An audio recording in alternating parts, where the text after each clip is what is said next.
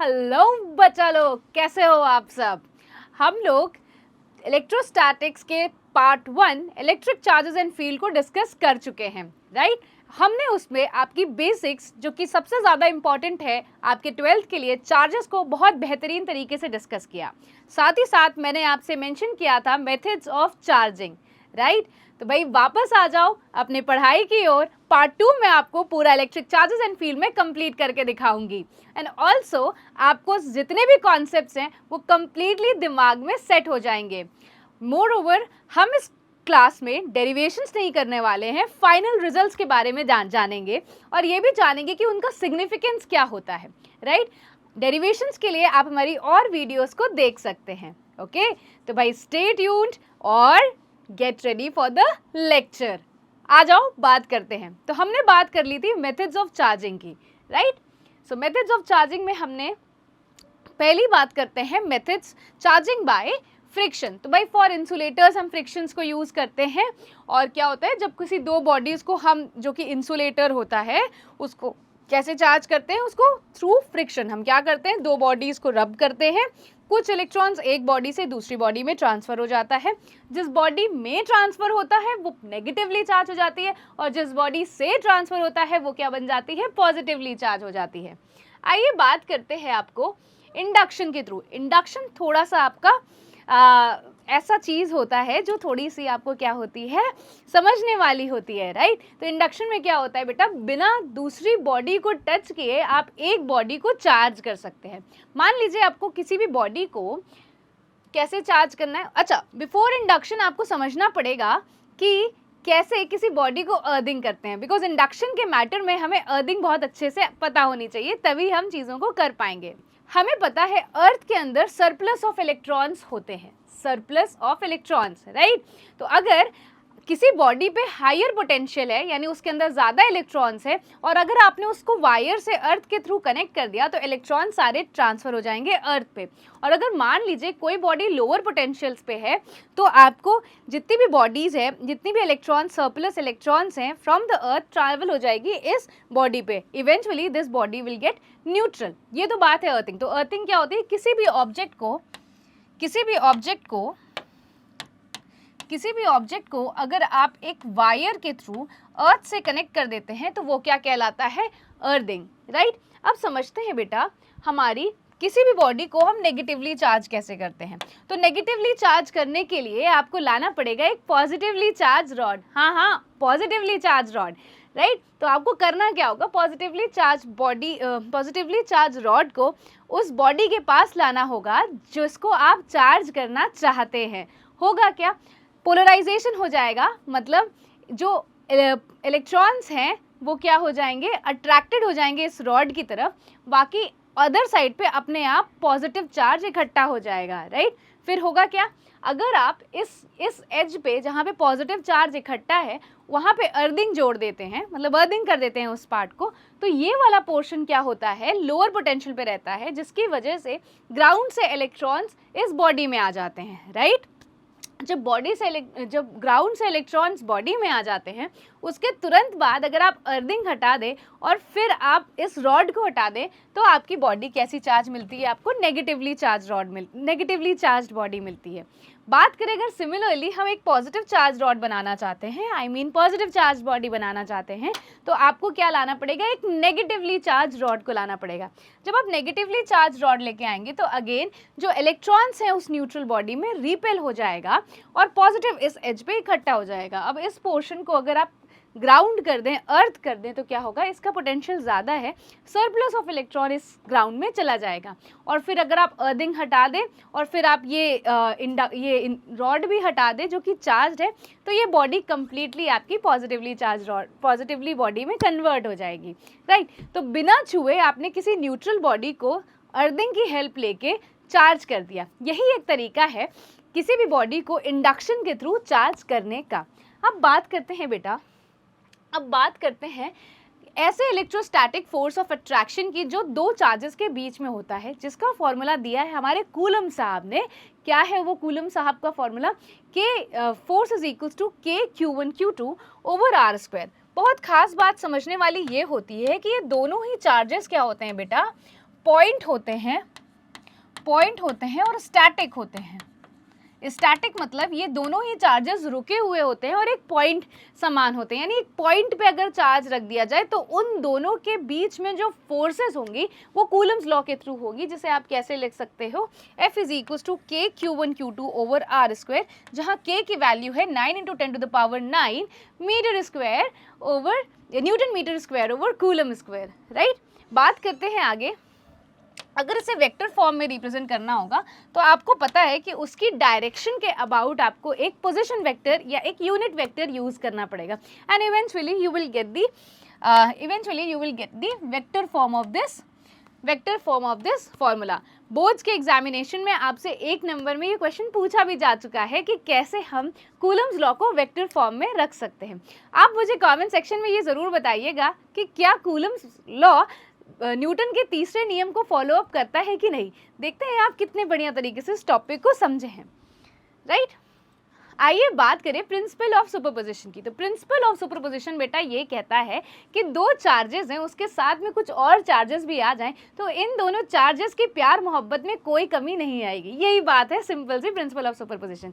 जैसे मान लीजिए ये एक चार्ज है Q1, इसके आसपास है Q2, Q3, Q4, तो ये सभी चार्जेस इस Q1 पे फोर्स लगाएंगे और सभी का जो फोर्स होगा वो किसी दूसरे के फोर्स को अफेक्ट नहीं करेगा। और पॉइंट 1 की बात की जाए, चार्ज 1 की बात की जाए तो इन सभी फोर्सेस का वेक्टर सम होगा।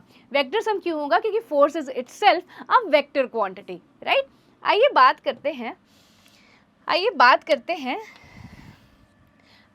करते हैं इक्विलिब्रियम ऑफ 3 चार्जेस। तो इक्विलिब्रियम ऑफ 3 चार्जेस को पढ़ने के पहले आपको समझना होगा कि इक्विलिब्रियम होता क्या है, राइट। इक्विलिब्रियम ऐसी पोजीशन जहां पे उस पर नेट फोर्स क्या हो, 0 हो, राइट। तो अगर कोई भी पॉइंट है जहां पे जो चार्ज है उस पर जो नेट फोर्स लग रहा है वो क्या हो, 0 हो, तो हम क्या कहते हैं, इक्विलिब्रियम है वो उस चार्ज का। अब बात करते हैं कि कूलम्स लॉ या चार्जेस में हम इक्विलिब्रियम कैसे निकालते हैं। जैसे मान लीजिए आपके सामने 2 पॉजिटिव चार्जेस हैं, ठीक है। तो आपसे पूछा कैसे जाएगा, आपसे पूछा जाएगा कि 2 लाइक चार्जेस है, मान लीजिए 2 पॉजिटिव चार्जेस हैं या 2 नेगेटिव चार्जेस आसपास रख दिए हैं। अब आपसे पूछा जाएगा कि इन दोनों चार्जेस में जो फोर्सेस लग रही है, बीच में एक तीसरा चार्ज रखना है हमें, किस पोजीशन पे रखें कि वो चार्ज पे जो नेट फोर्स क्या हो, वो 0 हो, राइट। जब नेट फोर्स के 0 की बात होती है तो देखो ध्यान से, मान लीजिए ये चार्ज Q1 है और ये चार्ज Q2 है। अगर ये मान लीजिए पॉजिटिव है और ये भी पॉजिटिव है तो ये इसको क्या करेगा, रिपेल करेगा, और ये वाला इसको भी रिपेल करेगा। यानी एक ऐसी पोजीशन मिल सकती है जहां पर ये जो तीसरा चार्ज है वो इक्विलिब्रियम पे रहेगा, राइट। अगर यही बात पलट जाए, अगर एक नेगेटिव चार्ज आ जाए, अगर यही बात पलट जाए कि अगर 2 अनलाइक चार्जेस के बीच में अगर आपको इक्विलिब्रियम पोजीशन फाइंड आउट करनी है तो आपको ये चीज़ समझनी होगी कि वो पोजीशन बीच में नहीं हो सकती। मान लीजिए ये प्लस Q1 है और ये माइनस Q2 है। अगर आप यहाँ पे कोई चार्ज रखते हैं, उसे मान लेते हैं Q, तो ये प्लस वाला इसको रिपेल करेगा और ये माइनस वाला इसको अट्रैक्ट करेगा। ये चार्ज तो जाके उसी के ऊपर बैठ जाएगा, राइट। और अगर हम इन दोनों चार्जेस के बाहर रखें तब जाके इक्विलिब्रियम पोजीशन अचीव हो सकती है। कैसे? आइए मान लीजिए आपने Q को यहाँ रखा, तो ये वाला चार्ज इसको मान लीजिए रिपेल करेगा और वो वाला चार्ज इसको अट्रैक्ट करेगा। यानी बाहर दोनों ही साइड पे ऐसी पोजीशन बन सकती है जहां पे equilibrium on the third charge would be 0। अब एक चीज़ ध्यान दीजिए, मान लीजिए जो सेकेंड चार्ज है उसकी मैग्नीट्यूड ज़्यादा है और डिस्टेंस भी ज़्यादा है, राइट। और ये वाले चार्ज का क्या है, मैग्नीट्यूड कम रहेगा, डिस्टेंस कम है। इन दैट केस हमेशा थर्ड चार्ज को हमेशा आप छोटे वाले चार्ज के करीब ही रखेंगे, तभी आपका जो तीनों चार्जेस है वो इक्विलिब्रियम में रहेंगे। आइए बात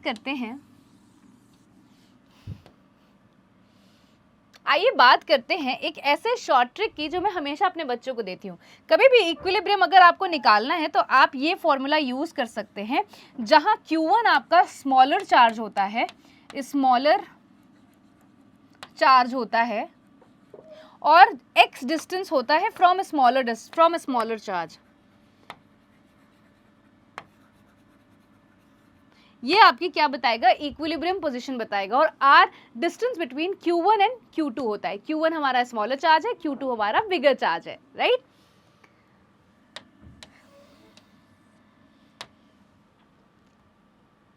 आइए बात करते हैं इलेक्ट्रिक फील्ड की। भाई इलेक्ट्रिक फील्ड एक ऐसा टॉपिक है जिसे बच्चे अक्सर समझ नहीं पाते हैं। तो पहले समझना पड़ेगा कि आपको इलेक्ट्रिक फील्ड होती क्या है।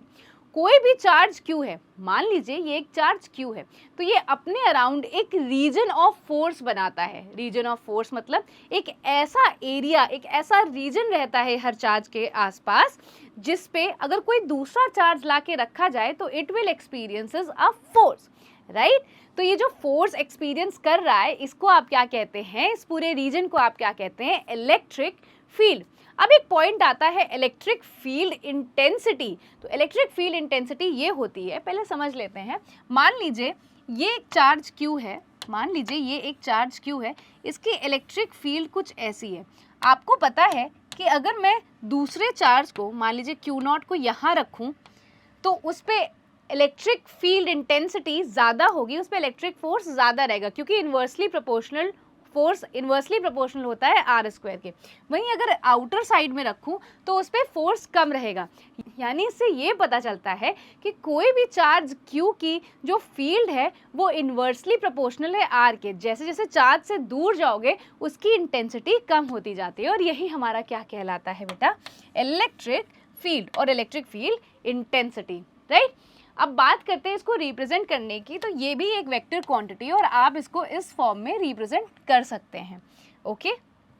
अब बात करते हैं किसी पॉजिटिव चार्ज और किसी नेगेटिव चार्ज की इलेक्ट्रिक फील्ड आखिर बनती कैसी है। पॉजिटिव चार्ज से इलेक्ट्रिक फील्ड लाइंस हमेशा बाहर साइड निकलती हुई होती हैं।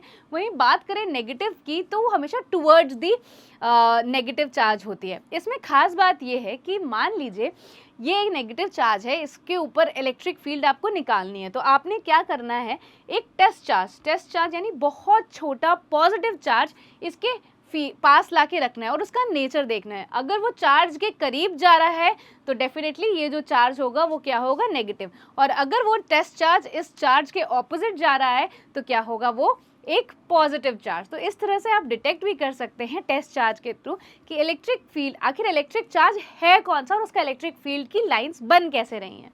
आइए बात करते हैं आगे। आइए बात करते हैं properties of electric field intensity. बेटा इलेक्ट्रिक फील्ड इंटेंसिटी की प्रॉपर्टीज आप पढ़ेंगे तो लगते बहुत आसान है, लेकिन आपको मैं बता दूं इससे आपको क्वेश्चंस जेई तक के लेवल में आए हैं और आप समझ नहीं पाएंगे कि क्या यही क्वेश्चन का कॉन्सेप्ट इतना आसान से जो मैंने पढ़ा है वही है। तो ध्यान से पढ़िएगा इसकी प्रॉपर्टीज को। इलेक्ट्रिक फील्ड इंटेंसिटी एक वेक्टर क्वांटिटी है, इसका direction is same as that of the force experience by the positive charge. किसी भी पॉजिटिव चार्ज के द्वारा जो फोर्स एक्सपीरियंस किया जा रहा है वही हमारा क्या कहलाता है, इलेक्ट्रिक फील्ड इंटेंसिटी। आइए बात करें, electric field due to positive charge is always away from it while due to negative charge is always towards it. I have recently explained you कि भाई पॉजिटिव चार्ज से अवे होता है और negative charge से टुवर्ड्स होता है। आइए बात करें तीसरे की, इसकी जो यूनिट होती है वो क्या होती है, न्यूटन पर कूलम। इसकी जो यूनिट होती है वो क्या होती है मेरे बच्चे, न्यूटन पर कूलम। अब बात करते हैं डायमेंशनल फॉर्मूला की। तो डायमेंशनल फॉर्मूला होता है mLT-3A-1। Force on a point charge is in the same direction as that of the electric field on the positive charge and in the opposite direction in a negative charge। और हम force और electric field का relation कैसे represent करते हैं, F = QE। ये ऐसा relation है, बहुत दिखने में बहुत आसान है लेकिन बच्चे हमेशा भूल जाते हैं। अब बात करते हैं बेटा principle of it obeys the superposition principle. भाई जो हमारी इलेक्ट्रिक फील्ड होती है वो भी हमारा क्या होता है, प्रिंसिपल ऑफ सुपरपोजिशन को फॉलो अप करती है। यानी किसी एक चार्ज की फील्ड किसी दूसरे चार्ज की फील्ड को बिगाड़ती नहीं है, वो अपनी फील्ड बनाई रखती है, वो अपनी फील्ड बनाई रखती है, राइट। और किसी एक पॉइंट पर अगर निकालना है आपको तो सभी चार्जेस के थ्रू जो इलेक्ट्रिक फील्ड इंटेंसिटी बन रही है उसका क्या होगा, वेक्टर सम होगा। आइए आगे की बात करते हैं। तो किसी भी सिमेट्रिक चार्ज डिस्ट्रीब्यूशन के लिए जो electric field intensity at its centre होगी वो क्या होगी, 0। आप खुद सोच सकते हैं, सेंटर पे देखिए ये जो प्लस क्यू है वो अब अवे बनाएगा, ये वाला प्लस क्यू इधर अवे बनाएगा, ये माइनस क्यू अपने टुवर्ड्स बनाएगा और ये ऐसे बनाएगा, यानी सब क्या हो जाएंगे, cancel. Same goes with this, this and this, इनका रिजल्टेंट बीच में बनेगा जो इसको और इसको कैंसिल कर देगा। और सर्कल में तो आप सभी समझ रहे हैं कि सर्कल का हर एलिमेंट एक मिरर एलिमेंट से रिलेट करता है और electric field intensity at the centre of the circle 0 होगा, यानी सिमेट्रिक चार्जेस में सिमेट्रिक चार्ज डिस्ट्रीब्यूशन में electric field at the centre आपका क्या आएगा, 0 आएगा।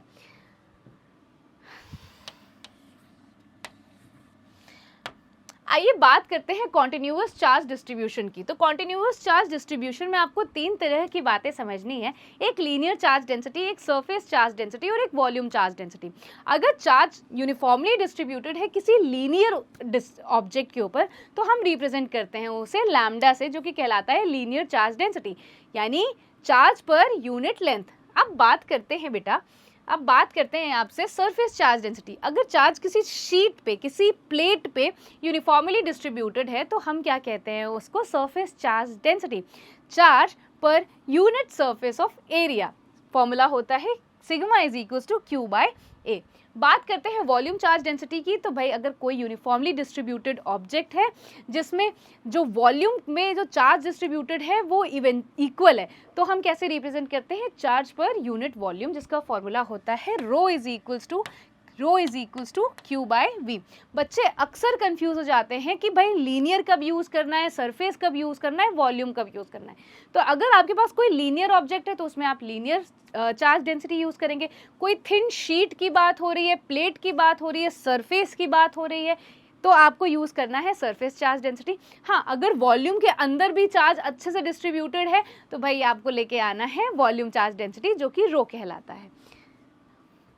आइए बात करें electric field due to continuous charge distribution. मान लीजिए एक वायर है, उसके सेंटर पे आपको एक इलेक्ट्रिक फील्ड इंटेंसिटी निकालनी हो तो आप किस फॉर्मूले से निकाल सकते हैं, 2k lambda by alpha by 2। अब इसको समझते हैं थोड़ा ऐसे। मान लीजिए इस वायर को मैं ऐसे बीच से काट देती हूँ, यहाँ पे जो एंगल बन रहा है थीटा, मान लीजिए यहाँ इस एलिमेंट के थ्रू जो इलेक्ट्रिक फील्ड इस सेंटर पे बनेगी कुछ ऐसी बनेगी और इस एलिमेंट के थ्रू कुछ ऐसी बनेगी। जब आप रिजॉल्व करते हैं तो यहाँ ये वाला जो कंपोनेंट होता है वो कैंसिल हो जाता है और जो ये वाला कंपोनेंट है वो ऐड अप हो जाता है। और जब पूरे वायर के लिए आप इंटीग्रेट करते हैं फ्रॉम थीटा 1, यानी इस थीटा से इस थीटा तक, तो आपको ये फॉर्मूला निकल आता है 2k lambda by R sine alpha by 2। अच्छा, ये कैरिज्मेटिक फॉर्मूला को अगर आप देखेंगे तो आप इसके थ्रू किसी भी semi circle, quarter of the circle के लिए भी निकाल सकते हैं electric field intensity at its centre, right. आइए बात करते हो electric field intensity due to a charge ring.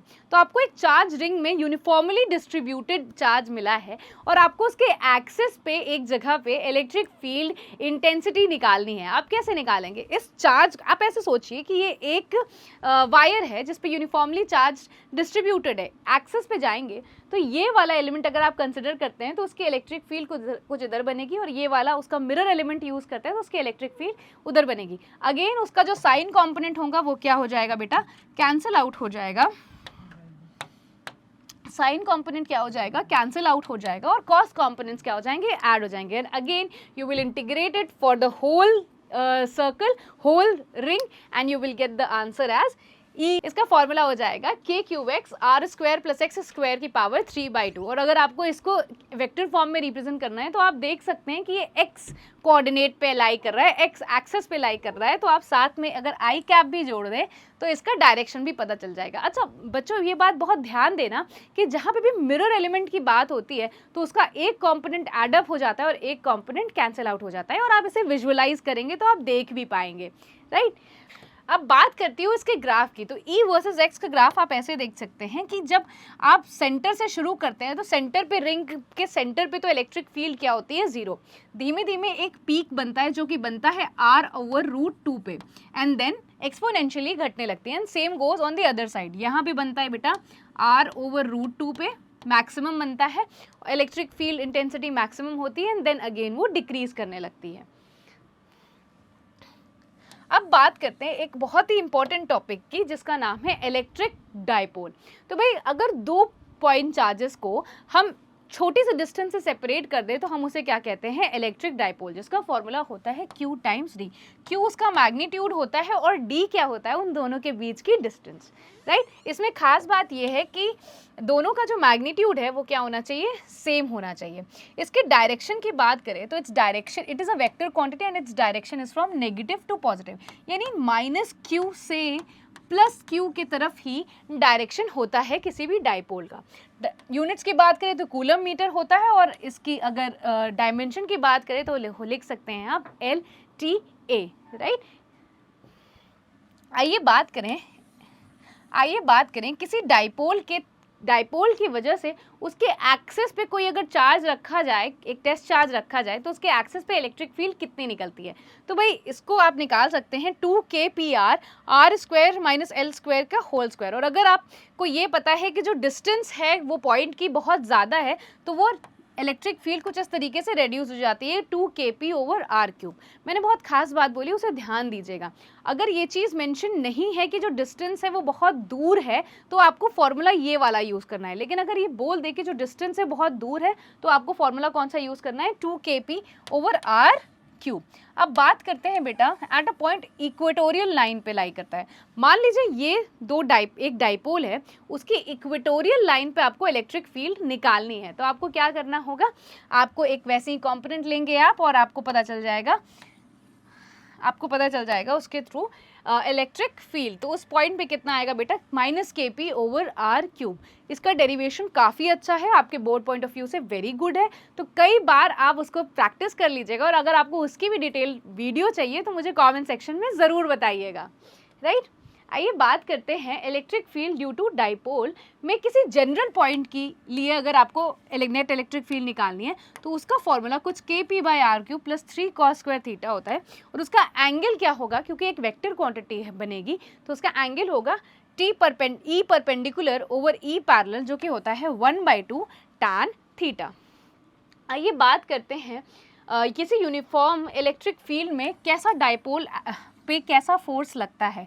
Uniform electric field पे अगर आपने किसी डाइपोल को रखा, तो आपको पता है माइनस वाले पे क्या लगेगा, -QE चार्ज लगेगा, प्लस वाले पे किधर लगेगा, +QE चार्ज लगेगा, राइट। और टॉर्क हमें पता है क्या होता है, टॉर्क होता है force into separation between the line of action of forces. तो हमें पता है QE मैग्नीट्यूड वाइज दोनों ही QE रहेंगे, और सेपरेशन क्या रहेगा, D sin थीटा। दोनों के बीच में सेपरेशन क्या रहेगा, D sin थीटा। जब आपने लिखा तो आया PE sin थीटा, यानी आप लिख सकते हैं P×E, क्योंकि P×E का ही फॉर्मूला होता है PE sin थीटा। वहीं अगर डॉट होता तो आपको पता है कॉस आ जाता साइन की जगह, राइट। बट यहाँ पे क्या है बेटा, क्रॉस प्रोडक्ट है, इसलिए PE sin थीटा, राइट। दिमाग में सेट कर लीजिए। आइए बात करते हैं इलेक्ट्रिक फ्लक्स की। तो इलेक्ट्रिक फ्लक्स आखिर होता क्या है, उसे समझते हैं। भाई किसी भी एरिया से अगर perpendicularly electric field lines pass कर रही हैं, तो जितनी number of electric field lines pass कर रही हैं perpendicular to the surface area, वही हमारा फ्लक्स कहलाता है। जैसे मान लीजिए यहाँ मैंने एक थिन शीट ली, इसमें 4 इलेक्ट्रिक फील्ड लाइंस पास कर रही हैं, तो इस प्लेट से 4 इलेक्ट्रिक फील्ड लाइंस के वजह से इस प्लेट का फ्लक्स हो जाता है 4, राइट। तो इसी बात को डेफिनेशन फॉर्म में पढ़ते हैं। The electric flux phi of an electric field through a surface area is defined as phi is, किसी क्लोज के लिए क्या ऐसे लिखते हैं, E.F, राइट। और किसी भी surface is proportional to the number of field line crossing any surface at perpendicular to it, right. किसी भी सरफेस से परपेंडिकुलर कितनी फील्ड लाइन्स निकल रही हैं, उसी को आप क्या कहते हैं, फ्लक्स कहते हैं। आइए बात करते हैं किसी ओपन सरफेस के लिए। तो जो आपने इंटीग्रेशन में एक क्लोज्ड गोला बनाया था, क्लोज्ड रिंग बनाया था, वो चीज़ नहीं होगी और E.ds हो जाएगा। लेकिन क्लोज के लिए क्या हो जाएगा, क्लोज्ड रिंग बनेगी इंटीग्रेशन के साइन पे और E.ds हो जाएगा। और फ्लक्स का गॉस लॉ कहता है कि किसी भी क्लोज सरफेस के लिए जो फ्लक्स बनता है वो क्या होता है, 1/ε0 times the charge enclosed with in the closed surface, right. Gauss law बहुत ही ज़्यादा इंपॉर्टेंट होता है बहुत आसानी से किसी पॉइंट पे इलेक्ट्रिक फील्ड निकालने के लिए through a uniform charge distribution, चाहे वो सरफेस एरिया पे हो, चाहे वो लीनियर पे हो, चाहे वो, इसका एप्लीकेशन ऑफ गॉस लॉ आपने क्लास 12 की बोर्ड एग्जामिनेशन वाली बुक में ज़रूर देखा होगा। अगर उसकी भी आपको डिटेल वीडियो चाहिए तो मुझे ज़रूर बताइएगा, एप्लीकेशन ऑफ गॉस लॉ मैं बढ़िया तरीके से आपको करवा दूंगी। आइए बात करते हैं मात्रक की, बात करते हैं उसकी यूनिट की। तो वोल्ट मीटर होता है या newton metre square over coulomb होता है, उसके डायमेंशंस ml3 T⁻³ और A-1 होता है। बात करते हैं कुछ फ्लक्स की, फ्लक्स के ऊपर। फ्लक्स जीरो किसी फॉलोइंग सर्कमस्टांसेस में होता है जो कि आपके सामने, मान लीजिए बहुत सारे डाइपोल्स आपने किसी क्लोज सरफेस पे रख दिए, देन ऑल्सो आपका डाइपोल के थ्रू फ्लक्स क्या हो जाएगा, zero. Magnitude of positive and negative charges are equal, तब भी inside a close surface flux क्या हो जाएगा, जीरो हो जाएगा। If no charges enclose with in the close surface then also flux क्या हो जाएगा बेटा, जीरो हो जाएगा। बात करें अगर किसी क्लोज सरफेस की, जितना उसमें इलेक्ट्रिक फ्लेम लाइंस एंटर कर रही हैं उतना ही लीव कर रही हैं, in that case also flux क्या हो जाएगा, जीरो हो जाएगा।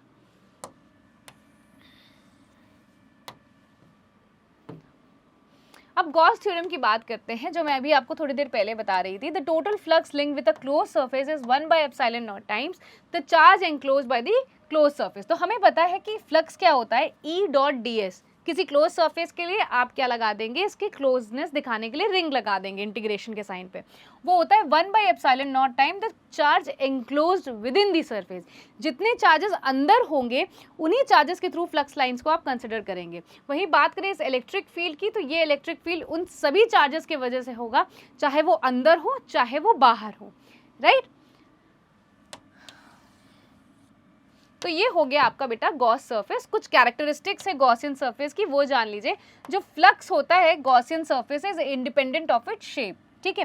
Flux through any Gaussian surface depends on the charges present inside it. Flux through any Gaussian surface is independent of position of charges inside it, ठीक है। आइए बात करते हैं आगे, electric field intensity at the Gaussian surface is due to all the charges present inside as well as the outside. In a closed surface, incoming flux is taken negative while the outgoing flux क्या होता है बेटा, outgoing flux is taken as positive. Gaussian surface में phi zero है, उसका मतलब ये नहीं कि इलेक्ट्रिक फील्ड भी जीरो होगा, लेकिन अगर इलेक्ट्रिक फील्ड जीरो है तो फाई जीरो डेफिनेटली होगा, right.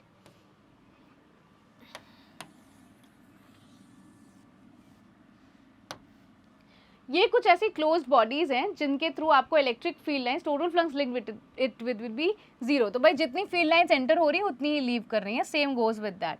If a closed body encloses a charge Q, E.ds is Q/ε0। इन सभी क्लोज्ड बॉडीज के लिए जो इलेक्ट्रिक फ्लक्स होगा वो क्या हो जाएगा, Q/ε0 फॉलोइंग दी गॉस लॉ, राइट। आइए बात करते हैं इस सिलेंडर के लिए। तो आपको पता है फाई इन कितना हो रहा है, πr², फाई आउट कितना हो रहा है, πr², तो फाई टोटल क्या हो गया, zero. Same goes with hemisphere. तो हेमीस्फीयर में जितना सर्कुलर से इनसाइड हो रहा है उतना ही टोटल होगा, यानी -πr²। फाई आउट और फाई कर्व दोनों ही बराबर होंगे, πr² आउट भी यही निकलेगा, यानी फाई टोटल आपका अगेन क्या हो गया, जीरो। यानी जितनी फील्ड लाइंस एंटर करी अगर उतनी ही निकल जा रही हैं तो क्या हो जाएगा, फ्लक्स आपका जीरो हो जाएगा। ये कुछ फॉलोइंग फिगर्स हैं जिसमें आपको इलेक्ट्रिक फील्ड लाइंस के बारे में बताया गया है, इलेक्ट्रिक फ्लक्स के बारे में बताया गया है, जो कि क्या निकल के आ रहा है, जीरो आ रहा है। वही बात करें एक हेमीस्फीयर के लिए तो उसके लिए आ रहा है KQ/r², फाई आपका निकल के आ रहा है Q/2ε0। Same goes with the hemisphere. अगर पूरे के लिए Q/ε0 है तो जस्ट उसके हाफ शेप के लिए क्या हो जाएगा, Q/2ε0। ये बात आपने हेमीस्फीयर में भी देखी और सेमी सिलेंडर में भी देखी, ओके। अगर बात करें क्यूब्स की, तो क्यूब में अगर इस फेस पे रखा गया है तो Q/2ε0 हो जाएगा। क्यूब के अगर इस फेस पे रखा गया है तो Q/2ε0 हो जाएगा। वहीं एक कॉर्नर पे रखा गया है चार्ज को तो Q/8ε0 हो जाएगा। वहीं अगर एक एज पे रखा गया है तो Q/4ε0 हो जाएगा। ये तीनों ही फॉर्मूले बहुत ज़रूरी हैं क्योंकि कई बार क्वेश्चन में डायरेक्टली पूछा है कि अगर कॉर्नर पे है तो कितना फ्लक्स होगा, अगर फेस पे है तो कितना होगा, और अगर एज पे है तो कितना होगा, राइट। आइए बात करते हैं electric field due to solid hollow conducting sphere for outside. तो आउटसाइड के लिए अगर r डिस्टेंस पे आप जा रहे हैं तो आपके लिए क्या आ जाएगा, EP E at that point is q over 4 pi epsilon naught r square and same goes with the surface. Surface के लिए क्या आ जाएगा q over 4 pi epsilon naught r, capital R का स्क्वायर. वहीं बात करें किसी शेल के लिए तो हमारा E डॉट डी एस क्या हो जाएगा q by epsilon naught और E इनसाइड आपका क्या आ जाएगा 0. अगर कोई भी कंडक्टिंग बॉडी होती है और उस पर आप चार्ज डालते हैं तो वो पूरी सरफेस पे आ जाती है, इनसाइड कुछ भी नहीं होता.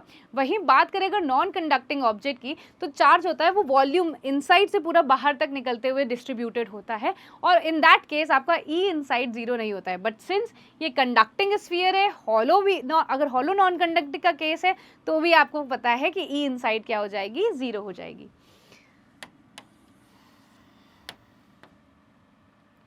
अगर नॉन कंडक्टिंग केस की बात करें तो पॉइंट P जो कि आउटसाइड है उसके लिए क्या हो जाएगा q over 4 pi epsilon not r square. वहीं बात करें एट दी सरफेस क्या हो जाएगा 4 pi epsilon not r square. लेकिन इनसाइड पॉइंट पे आपको पता है कि इन दैट केस अब इलेक्ट्रिक फील्ड 0 नहीं होगी क्योंकि इनसाइड पे भी चार्ज डिस्ट्रीब्यूटेड है जिसकी वैल्यू आती है rho r over 3 epsilon naught. Rho r यानी वॉल्यूम चार्ज डेंसिटी, राइट. आइए बात करते हैं electric field due to a thin sheet. ये भी एक बहुत ज़रूरी चीज़ है, आपको पता होना चाहिए. डायरेक्टली क्वेश्चंस देखने को मिलते हैं सिग्मा ओवर 2 एप्सिलॉन नॉट. तो भाई आपके एग्जाम पॉइंट ऑफ व्यू से ये दोनों ही solid non conducting, solid conducting, hollow conducting, hollow non conducting, ये सभी बहुत इंपॉर्टेंट है. डायरेक्टली आपको बोर्ड्स में ऐसे क्वेश्चंस देखने को मिले हैं, राइट. और बात करें इस थिन शीट की तो इस थिन शीट में मैं आपको गौर कराना चाहूँगी जो इलेक्ट्रिक फील्ड का फॉर्मूला आ रहा है वो सिर्फ और सिर्फ सरफेस चार्ज डेंसिटी पे बेस्ड है, ना ही उस थिन शीट के एरिया पे बेस्ड है, ना ही डिस्टेंस पे बेस्ड है. वो सिर्फ और सिर्फ उसके प्लेट की जितनी सरफेस चार्ज डेंसिटी है उस पर ही निर्भर करता है. तो ये कुछ बातें हैं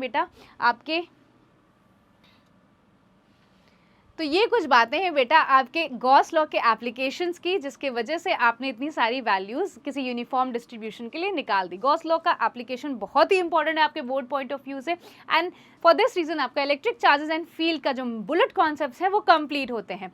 अगर आपको किसी और चैप्टर की डिटेल्ड वीडियो चाहिए या किसी टॉपिक पे डिटेल्ड डेरिवेशन वीडियो कुछ भी चाहिए तो कमेंट सेक्शंस में ज़रूर लिखें और ऐसी मोर इन्फॉर्मेटिव वीडियोज़ के लिए हमारे चैनल को सब्सक्राइब करिए. मैं वैसे बता दूँ आपको, मैं आपके कॉन्जिक्यूटिव डेज में इसके सॉल्यूशंस लेके आने वाली हूँ, तो stay tune for the solutions and ऐसी मोर इन्फॉर्मेटिव वीडियोस के लिए हमारे चैनल को सब्सक्राइब करिए. जय हिंद.